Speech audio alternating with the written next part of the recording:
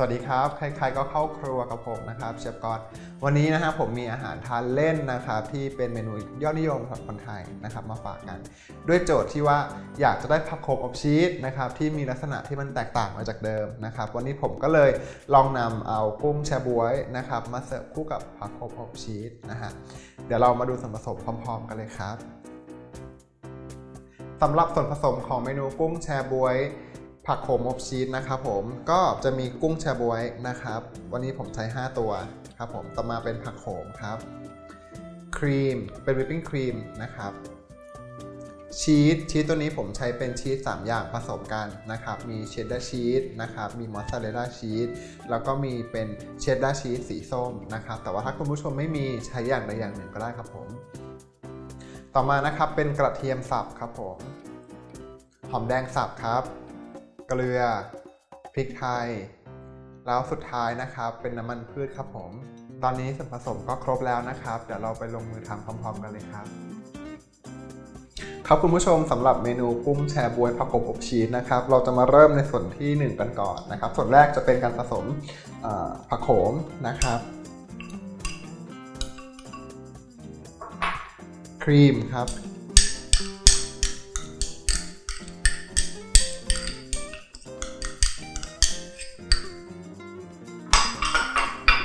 กระเทียมนะครับหอมแดงครับผมน้ำมันพืชเล็กน้อยนะครับแล้วก็ปรุงรสนะฮะด้วยเกลือพริกไทย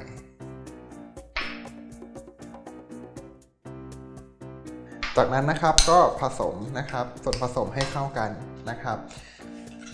วันนี้ผมต้องการที่จะใช้วิธีการอบอย่างเดียวนะครับก็เลยนำส่วนผสมทั้งหมดนะครับมาผสมให้เป็นเนื้อเดียวกันเสร็จปุ๊บเราจะไปวางบนตัวกุ้งนะครับแล้วก็นำเข้าเตาอบที่อุณหภูมิ190องศาซึ่งความร้อนตรงนี้มันก็จะเหมือนกับเราเอาผักโขมนะครับไปผัดในกระทะนะครับก็ทำให้เราทำงานง่ายขึ้นครับตอนนี้นะครับส่วนผสมเราก็เข้ากันดีแล้วนะครับเดี๋ยวเราไปจัดกุ้งบนถาดอบกันเลยครับครับในขั้นตอนที่2นะครับเราจะนำกุ้งแชบ๊วยนะฮะที่ทำการผ่าหลังนะครับแล้วก็ทำความสะอาดเรียบร้อยมาเรียงบนถาดอบนะครับ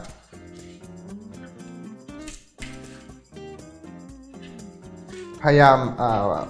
เรียงให้ค่อนข้างแบนนะครับแล้วก็จับทิศลำตัวเขานิดนึงนะครับเพื่อให้มีพื้นที่ในการใส่ผักโขมผมก็จะกดไปพอสมควรเลยนะครับครับตอนนี้ผมก็เรียงกุ้งไว้บนถาดอบเรียบร้อยนะครับสังเกตดูว่าที่ตัวกุ้งเนี่ยจะถูกทำให้แบนนะครับเสมอกันแล้วก็ตรงหางนะครับจะมีความตรงตรงนี้นะครับจากนั้นนะฮะก็จะนำส่วนผสมที่เรามีนี่นะครับเป็นผักโขมเนี่ยเข้ามาวางบนลำตัวนะครับ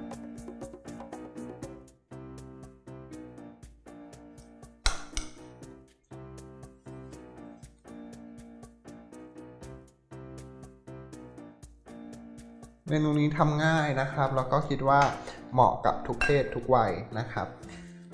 สำหรับงานปาร์ตี้เล็กๆนะฮะหรือว่าเป็นมื้อเย็นในครอบครัวก็ได้นะครับ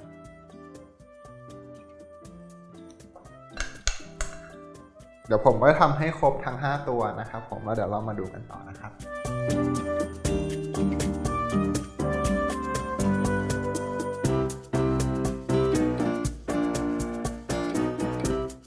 ครับพอเราใส่ผักโขมไปบนตัวกุ้งเรียบร้อยแล้วนะครับขั้นตอนสุดท้ายก็คือการนำชีสนะครับมาโรยนะฮะให้ทั่วชีสที่ผมใช้นะครับจะเป็นชีสที่ผสมชีส3ชนิดเข้าด้วยกันนะครับมีมอสซาเรลล่าชีสนะครับแล้วก็มีเชดดาร์ชีส2สีนะครับแต่ถ้าคุณผู้ชมไม่มีก็ไม่เป็นไรนะครับใช้เป็นอย่างใดอย่างหนึ่งก็ได้นะครับหรือว่าเอาเป็นชีสที่เรามีนะครับไม่ได้ซีเรียส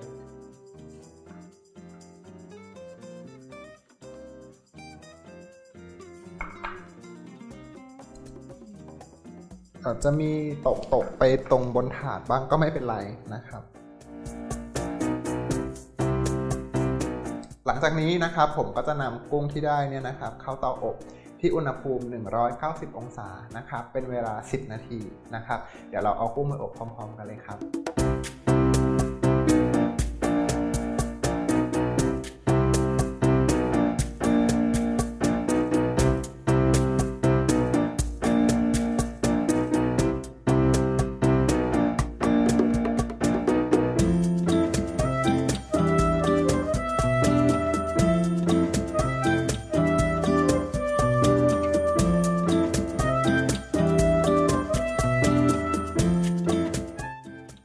ตอนนี้ก็